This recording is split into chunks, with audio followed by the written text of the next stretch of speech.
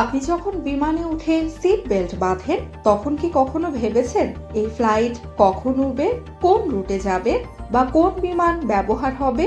এসব সিদ্ধান্ত নেয় কে? এর পেছনে থাকে এয়ারলাইনের চিফ প্ল্যানিং অফিসার। তার কাজ শুধু শিডিউল বানানো না, বরং পুরো এয়ারলাইনের বিশাল এক পাজল মেলানো।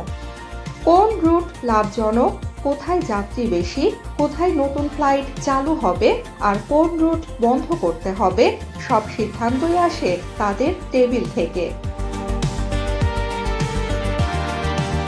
ব্রিটিশ এয়ারওয়েজের নীল চেরনফ বলেন, একটি এয়ারলাইন পরিচালনা করা জিগস পাজল মেলানোর মতো।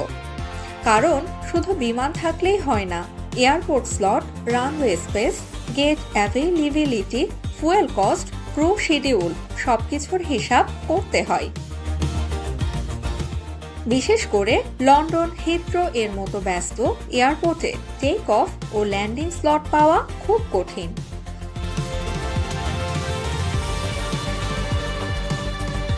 আর যদি কোনো রুটে যাত্রী কমে যায়, তাহলে এয়ারলাইন হয় ফ্লাইট টাইমিং বদলায়, না হয় পুরো রুট বন্ধ করে দেয়। আবার ইনস্টাগ্রাম ট্রেন্ড বা হলিডে ডিমান্ড বেড়ে গেলে নতুন ডেস্টিনেশনে ফ্লাইট চালুও হয়।